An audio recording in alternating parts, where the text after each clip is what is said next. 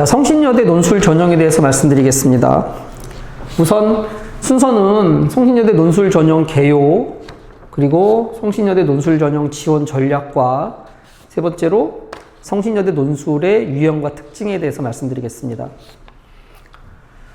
자, 먼저 논술 전형 개요인데요.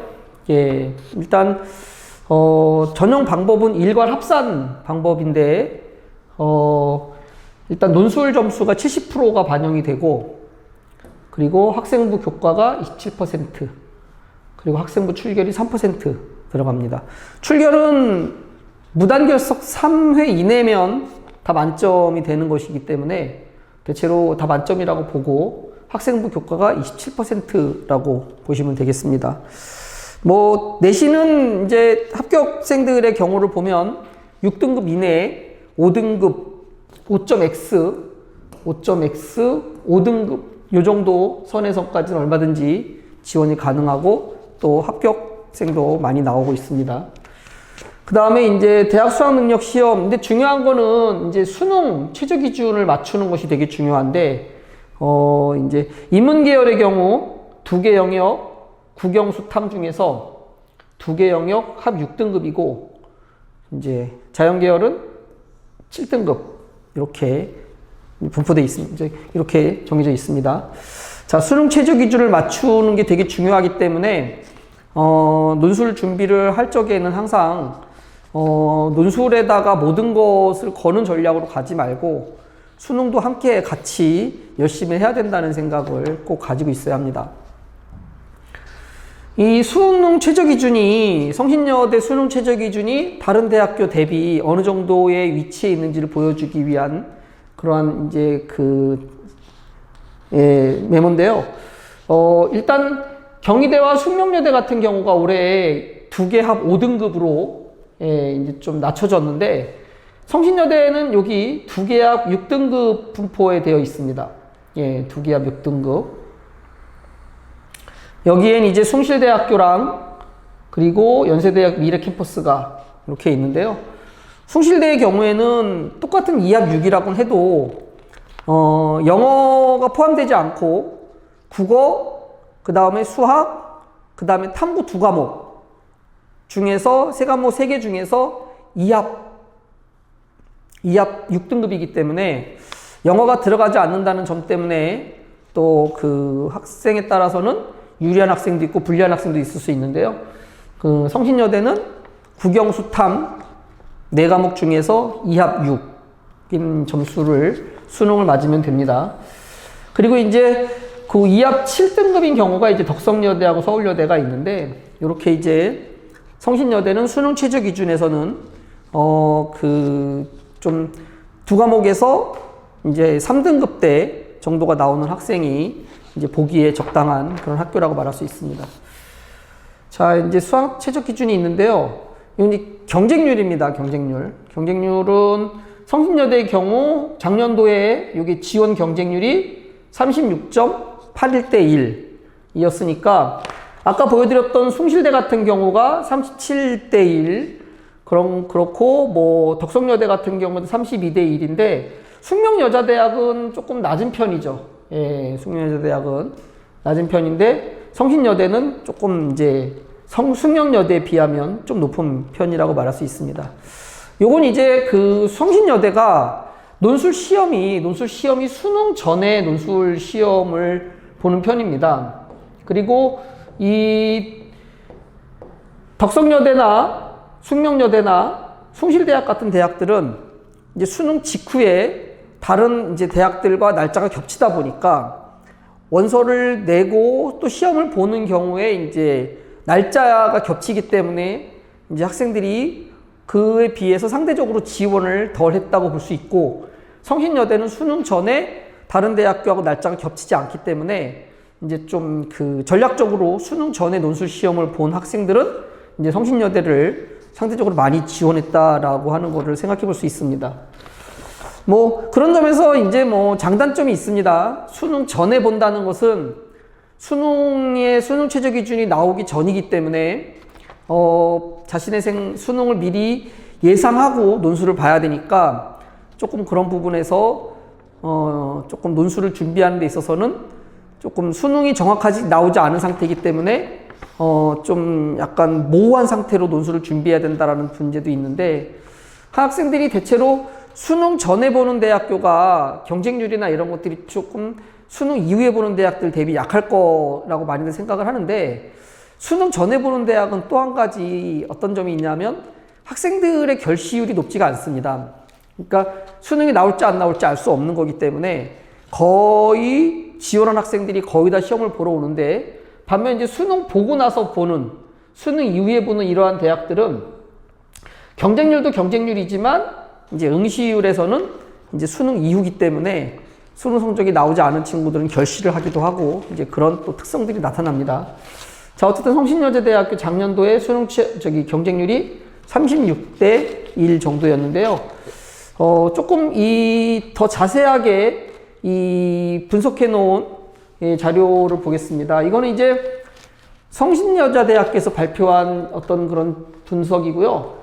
논술 우수자 전형의 최종 결과를 보여줍니다. 지금 보이시는지 모르겠는데, 여기 보이는 게 소위 그 지원 경쟁률이에요. 지원 경쟁률. 여기 지원 경쟁률.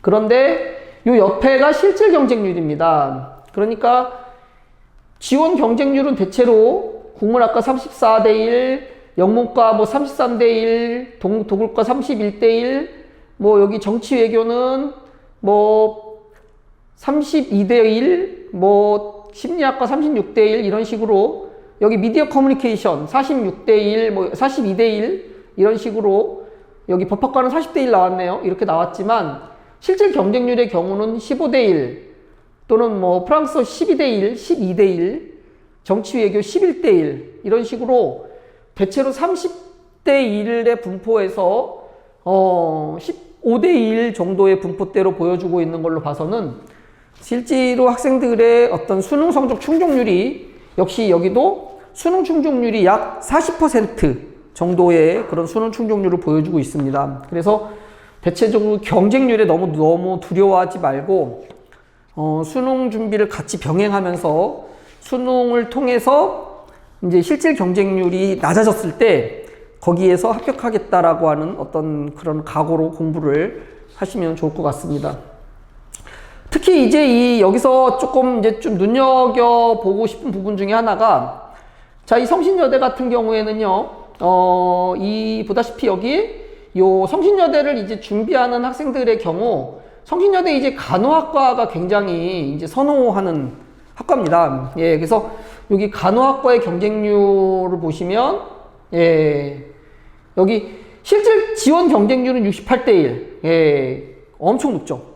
예, 거기에 비해서 이제 이거는 실질 경쟁률도 32대 1 정도를 그대로 유지하고 있어요. 그러니까 굉장히 높은 경쟁률을 보여주고 있습니다. 간호학과.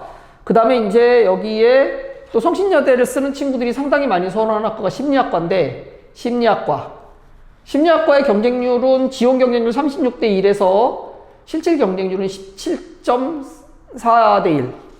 그렇게 됐고, 그 다음에 이제 요런 두 개 학과가, 좀 학생들이 많이 이제 지원하는 학과인데, 예, 이렇게 봐두면 되고, 요 성신여대 간호학과와 관련해서는 한 가지 말씀드리고 싶은 게 있는데요. 사실 간호학과가 있는 학교가, 논술로 보는 간호학과가, 여기다 써도 되나요? 예, 간호학과가, 제일 이제 많이 쓰는 게 이제 중앙대, 그리고, 이제 가톨릭대. 근데 가톨릭대가 사실은 올해부터 이 간호가 이제 수리 논술이 나오는 거로 일단 학교에서 발표가 됐습니다. 그래서 사실은 이 가톨릭대 간호도 이제 인문 논술로는 이제 작년까지는 가능했는데, 올해부터는 조금 인문 논술이 아닌 수리 논술을 봐야 되는 쪽으로 바뀌고 있는 것 같습니다. 그리고 이제 뭐 경희대학교, 그리고 이제 성신여대 지금 여기 있죠. 그리고 가천대. 사실 이 간호로만 놓고 말하면 가천대가 굉장히 올해 이 뜨거운, 굉장히 핫한 핫코너가 될 가능성이 높습니다. 이를테면 중대 같은 경우에 간호학과 뽑는 인원은 겨우 15명. 지금 성신여대의 경우에 간호학과 뽑는 인원이 여기 보다시피 5명이거든요. 5명이고, 여기 지금 경희대 같은 경우에 뽑는 인원은 4명이에요, 4명. 그런데 비해서 가천은 간호학과를 뽑는 인원만 약 81명인데 여기 아직까지는 이것이 문과 이과의 어떤 비율이나 이런 부분들은 나오지 않았기 때문에 알 수가 없는데 좀 단순하게 계산해도 문과 40명 정도 안 돼도 최소한 20명 이상은 문과로 뽑을 거라고 보기 때문에 사실은 올해 가천대학교 간호가 수시 논술로 갈 수 있는 굉장히 핫코너입니다. 그런 부분이긴 한데 이 성신여대 간호학과 또한 5명 정도 분포를 보이고 있고 이 중앙대가 3합 6인 거에 비추어 본다면 수능 최저가 2합 6으로서 간호대를 갈 수 있다라고 하는 점에서는 굉장히 메리트가 있는 그런 학과로 볼 수 있습니다. 자, 그래서 이제 요 간호대학 성신여대에서 간호대학과 관련된 부분 말씀드렸고요. 어쨌든 결론적으로 실질 경쟁률이 약 15대 1 정도 안에서 형성된다는 점, 눈여겨주시면 좋을 것 같습니다. 그리고 그럼 그 다음부터는 성신여대 논술 기본 유형을 말씀드리겠는데요. 성신여대 논술 문제는 사실은 객관적으로 보면 조금 어려운 축에 속합니다. 그 두 문제가 나오는데, 각각 대략 1000자 정도씩 써야 되고, 그리고, 시간은 100분에, 두 문제 결국 2000자를 써야 되는 셈인데, 이 정도면은, 예를 들어서, 연세대 같은 경우에는 두 문제에 2000자 정도를 120분을 주거든요. 성신여대는 100분밖에 안 주기 때문에, 굉장히 조금 빡빡한 그런 상태이고, 그래서 논술이 조금 어렵기 때문에, 15대 1 정도의 실제 경쟁률 안에서도 또 논술 실력에 따른 당락이 크게 좌우되는 학교이기 때문에 성신여대를 준비하는 학생들은 조금 차근차근 기본기부터 논술 실력을 잘 쌓아 나갈 필요가 있습니다. 자, 그럼 좀 더 구체적인 문제를 보도록 하죠. 여기 가해 현상에 대해서 제시문은 5개가 나오는데 가해 현상에 대해서 나의 관점에서 평가를 하라는 얘기입니다. 평가를 하고 각 평가를 비판적으로 검토하라고 했는데 각 평가를 비판적으로 검토한 뒤에 가 문제에 대해서 가가 지금 보다시피 가를 문제라고 이야기를 하고 있는 걸로 봐서 가의 현상을 일단 문제적 현상이라고 하는 것으로 먼저 눈여겨봐야 됩니다.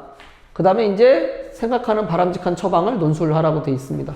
900자나 되는 거기 때문에 지금 여기에서 나와 있는 어떤 이 논제에 나와 있는 조건들을 잘 정돈을 해서 답안에 작성을 해야 됩니다. 이를테면 가에 나타나 있는 현상에 대해서 정리를 하고 그 다음에 그거를 나 관점에서 한번 정리, 그리고 다 관점에서 한번 정리. 이렇게 되면 두 가지가 나오는 거죠. 가 현상에 대해서 나 관점에 대한 정리, 다 관점에 대한 정리. 그리고 그거를 비판적으로 검토한다는 것은 쓰면서 연결되는 거긴 하지만 그래도 써야 될 어떤 항목으로서 한번 얘기를 해볼게요. 각 평가를 나의 평가에 대한 비판적 검토, 다 평가에 대한 비판적 검토. 그리고 거기에 대해서 자신이 생각하는 바람직한 처방을 논술한다. 5가지. 이렇게 5가지를 900자 안에 써야 되는 겁니다. 그래서 전체적으로 글자 분량을 단수 계산으로 하면은 200자씩. 1000자니까 200자, 그리고 200자. 요거 200자. 이런 식으로 쓰면 되는데 대체로 이렇게 긴 글의 경우에 그리고 이러한 식으로 논술형의 답안의 경우에는 이 뒷부분에 갈수록 조금 더 내용을 충족시켜 주는 게 좋습니다. 그런 점에서 앞에 거 1번하고 3번을 묶어서 300자, 2번하고 4번을 묶어서 300자, 600자를 쓰고 여기에다가 이제 400자 정도를 배정하는 것으로 하면은 적당하겠죠. 자, 그럼 이제 문제를 제시문을 볼까요? 어떤 문제인가? 예, 우선 앞에 가에 나타나는 문제점을 잡아내라고 했는데 이거는 제시문 길이에서 일부를 여기 있는 이 화면에 들어갈 수 있게 하기 위해서 일부를 발췌한 거예요. 사실은 제시문 자체를 발췌한 겁니다. 예를 들어서 여기 성신여대 문제에는 제시문이 5개가 나오는데 제시문 하나당 평균 1000자 정도 내외 분량입니다. 제시문이 굉장히 길어요. 그래서 아까 말씀드린 대로 쓰는 시간도 촉박하지만 제시문이 길기 때문에 그만큼 조금 까다롭고 머릿속에 이제 정보를 저장하기 위한 부분도 까다롭고 그러면서도 시간도 많이 잡아먹는단 말이지. 그런 점에서 상당히 어려움이 있습니다. 자, 그래서 여기 1000자 정도 되는 그런 제시문을 이제 잘라가지고 한 300자 정도 남겨서 이제 여기다 정리를 한 건데요. 이건 이제 제시문 발췌한 내용이에요. 이게 가제시문 전부가 아닙니다. 가제시문의 일부를 발췌한 건데 가제시문 내용은 지금 인류의 그러한 어떤 이 역사적 단계를 홀로 인류세라고 분류하고 있어요. 인류세. 이거를 왜 인류세라고 하느냐면 인간 활동의 영역이 대단히 왕성하게 확대되어 지구 환경과 시스템을 교란하고 그래서 이제는 초자연의 거대한 힘과 겨룰 정도가 된 그런 시기라서 인류세라고 부르는 겁니다. 인류세. 근데 이러한 인류세의 징조는 바로 우리가 기억하는 그죠? 재작년에 그런 호주에서 있었던 호주 뉴사우스 웨일즈 주에서 벌어진 그러한 산불 굉장히 오랫동안 거의 이 산불이 거의 한 3개월 이상 지속된 그런 산불이어서 그 산불의 어떠한 피해 면적은 한국이 63%나 되는 면적을 한 방에 다 태워버릴 정도로 엄청난 그런 양. 그 다음에 또한 그 이후에도 나타난 2020년 일어난 대형 산불은 전 세계적으로 85건 정도나 될 정도로 많았기 때문에 이처럼 인류의 어떠한 활동이 과도하게 왕성해져서 초자연을 파괴하는 그러한 현상을 이제 우리가 이제 역사학자가 그러한 인류의 시기를 인류세라고 하는 것으로 규정한 거죠. 이러한 현상을 긍정적으로 볼 것인가, 인간의 활동 영역이 확장된 부분들을 긍정적으로 볼 것인가, 아니면 그것이 이러한 거대한 산불을 통해서 이 자연을 파괴하는 이런 모습 또는 그것을 중심으로 봤을 적에 부정적으로 볼 것인가 라고 하는 부분에 있어서 대립되는 시각이 나타나겠죠. 자, 다음 제시문 보겠습니다. 자, 나제시문은 인류세에 대해서 때로는 재앙으로 여겨지기도 하지만 그러나 그만큼 재앙을 예견하고 대처하는 인간의 능력도 신장되기 때문에 그것을 오히려 긍정적으로 봐야 된다는 쪽이에요. 인류세는 우리가 극복해야 할 또 다른 도전 과제일 뿐이고 위험의 양상이 전 지구적이라 하더라도 결국 인간의 지식과 기술로 통제될 수 있는 시스템에 불과하다 라고 하면서 인류의 독창성과 기술 능력을 증명하는 기회가 될 것이다 라고 주장하고 있어요. 이거는 앞에서 봤던 인류세에 대해서 긍정적으로 바라보는 입장이라고 말할 수 있습니다. 그 다음에 이제 다제시문은 인류세라고 하는 것은 2차 세계대전 이후에 이제 벌어진 일이긴 한데 이산화탄소의 농도가 증가한다든가 그 다음에 쓰레기 양이 증가했다는 것도 나오고요. 그 인간의 기술이 과거에 비추어 보았을 때 무르익힐 수밖에 없는 그러한 현상에 직면하게 될 것이기 때문에 결국 인간은 오히려 이러한 인류세 기간 동안에 자연에 의해서 오히려 이 복수를 당하고 결국 그 인간은 오히려 으스러진다. 그죠? 파괴된다라고 보는 거니까 인류세의 시기를 굉장히 부정적으로 보는 관점이 보여주고 있습니다. 그러면 아까 앞에서 문제가 가해 현상에 대해서 나다 관점을 평가라고 했으니까 가에서 보여준 인류세는 그죠? 자연을 파괴한다거나 또는 인간의 엄청난 힘을 보여준다라고 하는 인류세는 나 관점에서 본다면 오히려 인간의 기술 발전의 힘과 그리고 인간의 힘이 신장되는 것을 보여준다는 점에서 긍정적이라고 본다면, 다 관점에서 본다면 그러나 그것은 오히려 부정적인 측면, 오히려 인간은 자연에 의해서 역습을 당하고 인간의 기술이 과거에 비교해 무력해질 수밖에 없다라고 하는 그런 위기에 직면하게 될 것이라는 점을 얘기하고 있는 거죠. 근데 여기서 주의해야 되는 건 뭐냐면 문제가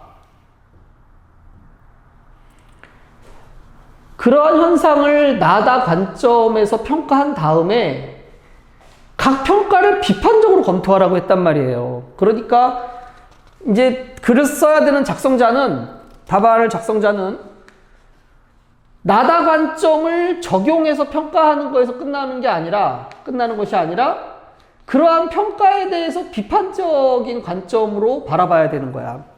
그래서 다시 되돌아가면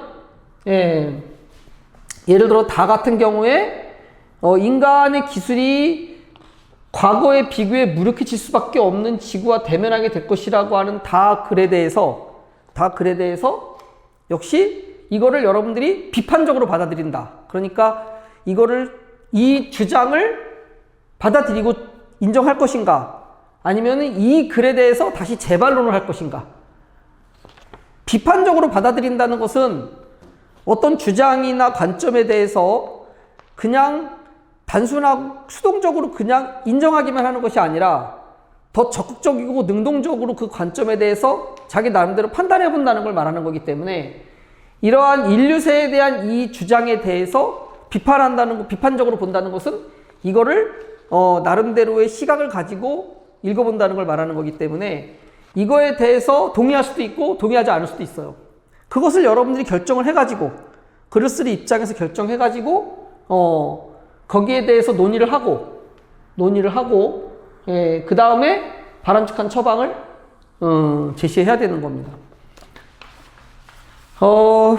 지금 이제 이 부분, 그럼 이제 어떻게 봐야 될까요? 인류세에 대해서 그것이 인간의 더 확장되고 신장된 힘을 보여주는 어떤 그런 것으로 인정할 것인가, 아니면 오히려 자연의 역습을 당하고 인간이 더 무력해지는 어떤 그러한 상황으로 이해할 것인가, 이러한 두 가지 관점에 대해서 이제 학생들은 그거에 대해서 자기 나름의 관점을 적용하면서 어느 쪽을 더, 여기 바람직한 처방을 논술하라고 했기 때문에 이런 부분들은 자신이 생각한 어떻게 보면 창의적인 어떤 그러한 해법을 제시해야 되는 것으로 생각할 수가 있는데, 생각보다는 이 창의적인 해법이 사실 쉽지가 않습니다. 그래서 일단 이런 경우에 1차적으로 생각할 수 있는 것은 제시문에서 언급되어 있는 두 가지의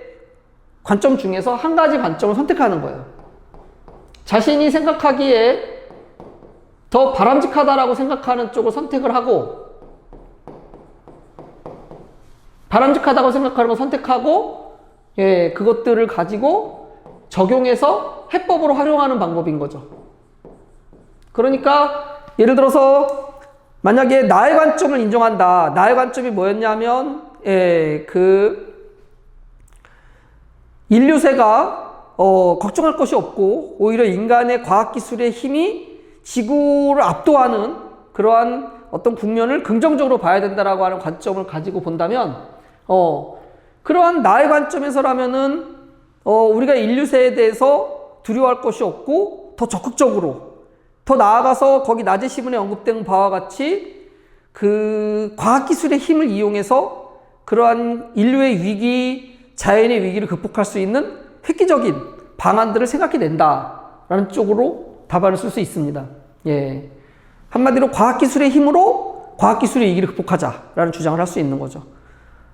또는 반면 다의 관점이 더 바람직하다고 생각한다면 다의 관점의 입장에서 우리가 인류의 위기나 이런 것 속에서 자연과학의 힘에 너무 도취되지 말고 오히려 과학기술의 발달이 인류의 어떤 몰락을 재촉한다는 그런 위기의식을 가지고 거기에 대해서 조금 그 과학기술의 힘에 대해서 우리가 조금 더 절제하고 자중하는 그런 모습으로 가야 된다는 쪽에 처방을 제시할 수가 있습니다. 그렇게 해서 어느 한쪽의 입장을 선택한 다음에 자기가 바람직하다고 생각하는 것을 적용하는 방식으로 처방을 만드는 거예요. 사실은 이 방식이 가장 쉽습니다. 예. 이렇게 해도 얼마든지 충분히 좋은 점수를 받을 수가 있어요. 논리적인 구성만 잘 맞아 들어간다면. 근데 그런 방법이 있는가 하면 진짜로 내가 생각할 수 있는 창의적인 답안을 쓸 수 있는 거죠.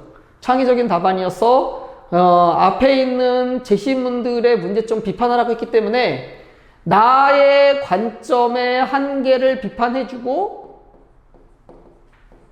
다 관점의 한계도 비판해 준 다음에 이것들을 넘어서는 완전히 새로운 해법을 제시하는 방법이 있어요. 예. 근데 이 새로운 해법은 뭐 학생들에 따라 좀 다를 수도 있겠죠. 근데 이제 이 경우에 가장 안 좋은 거는 나와 다를 단순하게 절충하려고 하는 태도예요. 절충한데. 절충하지 말고 이것들을 넘어서는 완전히 새롭고 참신한 해법을 제시하는 건데 사실 이 참신한 해법은 뭐 학생들 개인의 역량에 따른 부분이겠죠. 그런 건데 이제 학생들을 많이 가르치다 보면 이제 좀 많이 발견하게 되는 현상 중에 하나가 나름대로 창의적이다라고 하는 부분이 너무 나가서 완전히 넘사벽으로 가버리는 경우죠. 근데 사실은 이 창의적이라고 하는 부분이 4차원과 어떤 창의적이라고 하는 거는 사실 종이 한 장인 거라서 종이 한 장 차이인 거라서 참 그 부분을 뭐라고 말하기가 되게 어려운 부분이 있는데 논술은 교수님들이 생각하는 어떤 이 답안의 영역이라는 것이 조금 있습니다. 예. 항상 해설이나 이런 거를 보면 창의적이고 개성적인 답안을 요구하지만 그러나 막상 본인이 창의적이고 개성적이라고 하는 것이 어떻게 읽어보면 완전히 4차원인 그런 경우도 꽤 없지 않아서 이 답안의 방향을, 답안의 범위를 어느 정도는 주어진 범위 안에서 해결하는 것이 좋습니다. 네, 그래서 이 두 번째 방안보다는 첫 번째 방안이 조금 더 안전하고 특히 이 시간이 100분밖에 안 된다는 것을 고려한다면 이 각각의 1번 문제하고 2번 문제 단순하게 말해서 문제 하나당 50분 정도 시간을 할애할 수밖에 없는 거거든요. 그러면 앞에 있는 제시문 읽고 그리고 답안을 구상한 다음에 실제 답안을 쓰다 보면 이건 50분 안에 안 끝나게 되는데 따라서 이런 경우에 너무 창의적인 부분을 생각해서 1번 답안 쓰느라고 시간을 지나치게 소비하다 보면 막상 2번 답안 쓸 적에 시간이 부족해져서 막 허겁지겁 마무리하고 나오는 그런 경우도 가끔 복격을 합니다. 그런 점에서 1번 답안은 이렇게 선택형으로 가는 것을 권장합니다.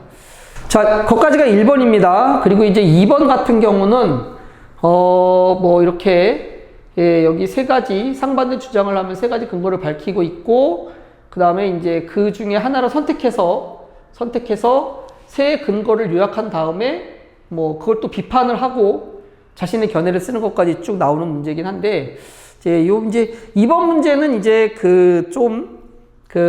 여러분들이 한번 생각을 해보면서 하시면 될 것 같습니다. 그래서 성신여대 논술 그 해설은 여기까지 하겠습니다.